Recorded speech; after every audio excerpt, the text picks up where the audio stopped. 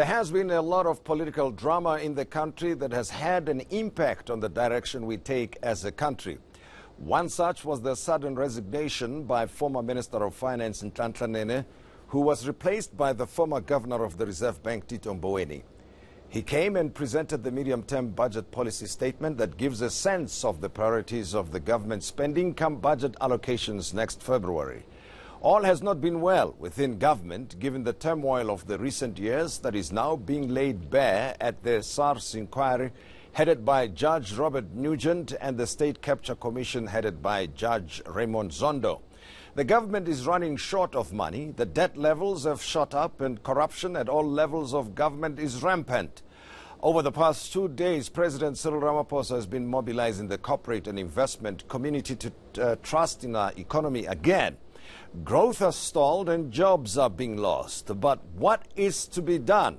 My guests are Dr. Iraj Abedian, who joins us from our Cape Town studios, and Mr. Isaah Mhlanga, who's with me here in Joburg. Both of them economists, and they are going to help answer my question. And also remember to interact with the show using the hashtag the Modise Network on social media.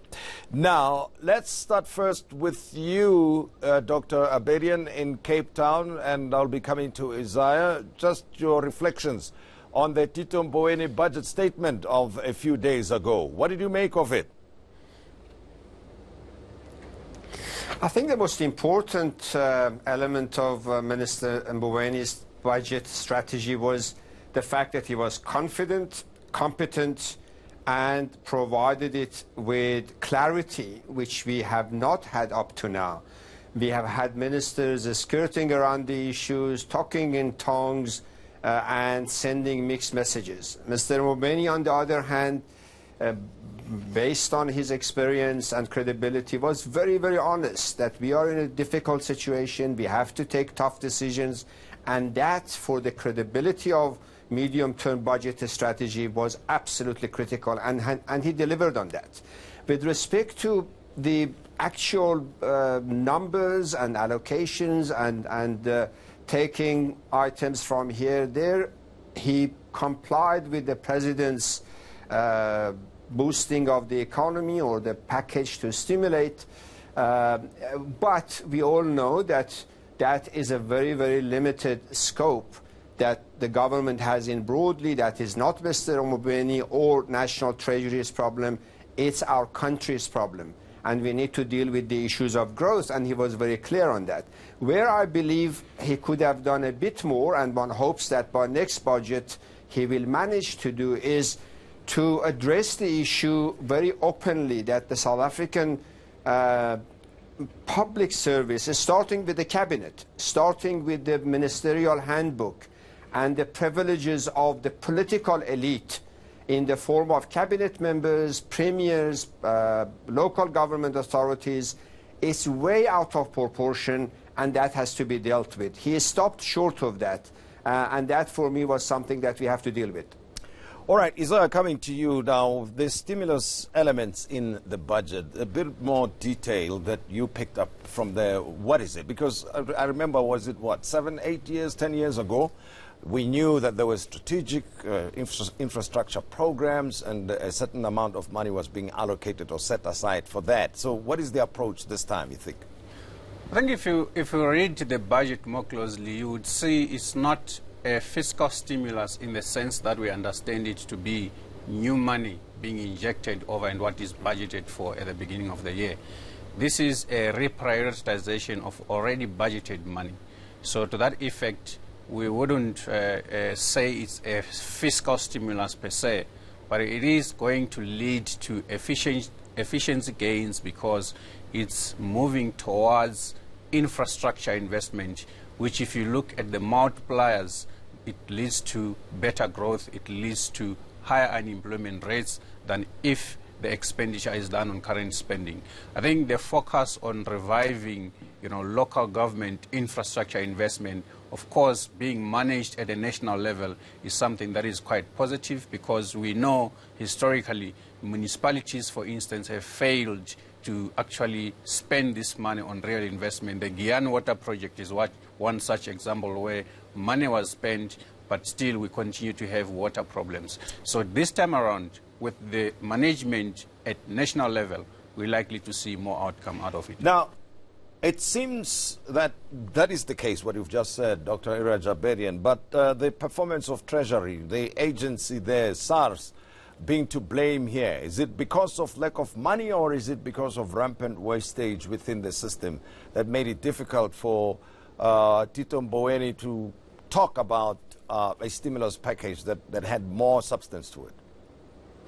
I think, Tim, we need to appreciate that for any organization to deliver and have impact, stimulate or create jobs or reposition, you need to have capacity, institutional capacity. And the reality is that over the past 10 years, almost all institutions of governments, and with respect to fiscal policy, the most important institution is the South African Revenue Services. That institution today is a shadow of what it used to be in terms of tax collection, in terms of the promotion of tax morality, in terms of the confidence that people have, companies have.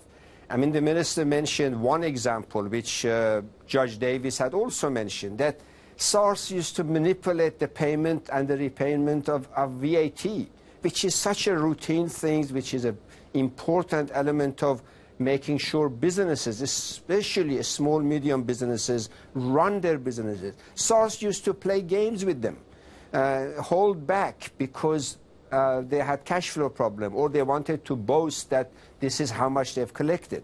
Now, when an institution like SARS degenerates to that level of inefficiency, manipulation, and abuse, then government has a problem. Now, we can go to all other agencies, be they in charge of let's say, energy generation, be in charge of water schemes.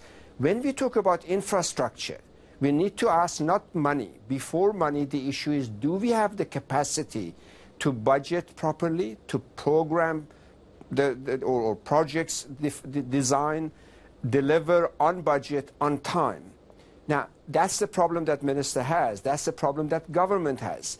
So yes, National Treasury itself has lost a lot of capacity, but so has a lot of other departments and a lot of agencies. As a result, coordination and collaboration across government departments as we speak is at the lowest part it has been over the past 25 years. But here's another situation, right? And both of you can talk to this. I'll start with you, Isaah. Is that of the management of debt, which has been escalating over time. What are we borrowing money for? Because it looks like the appetite to spend more and waste has not diminished. But on the other hand, the appetite to borrow more has been increasing anyway. So it's almost like the country's borrowing to feed the wasteful animal.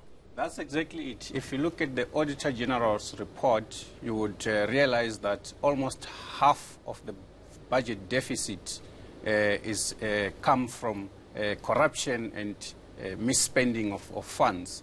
So it implies that all that we're doing currently, we increase borrowing to finance the government deficit, half of which goes to corruption.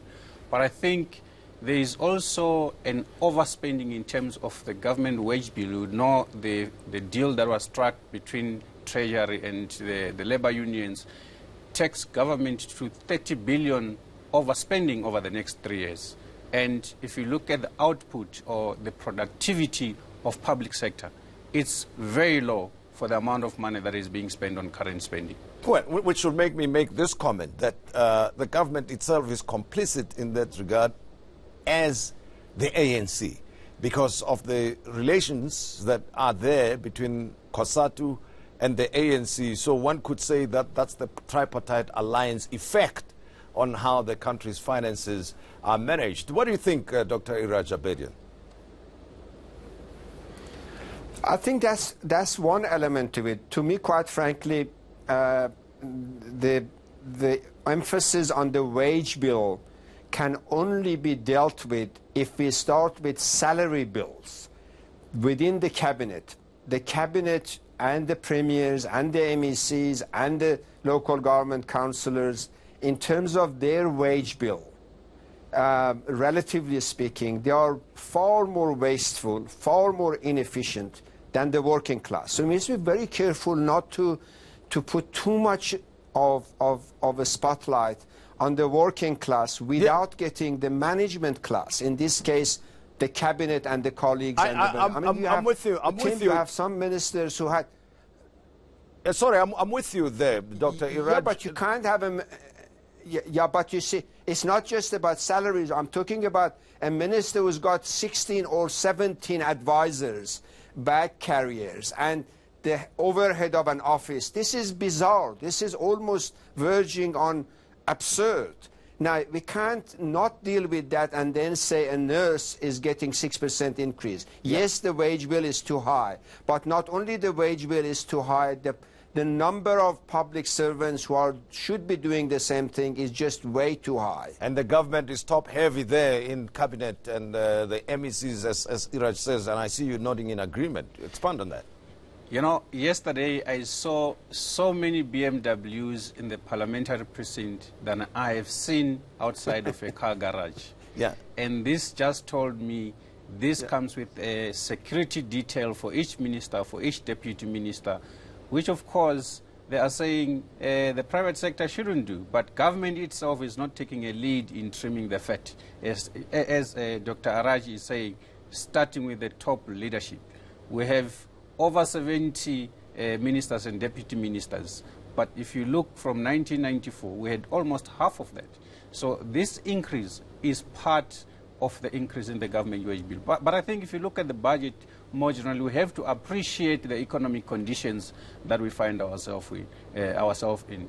We have to also give credit to National Treasury for coming up with a realistic budget that paints a picture that says we are indeed at a crossroads, which means difficult decisions has to be taken.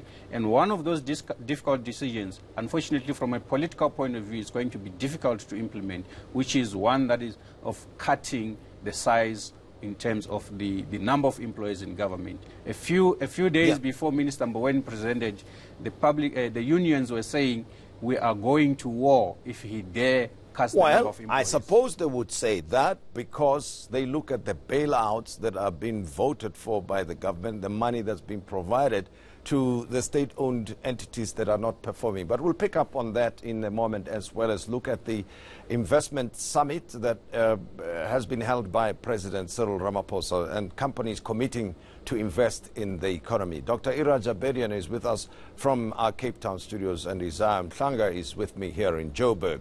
We'll be back in a moment.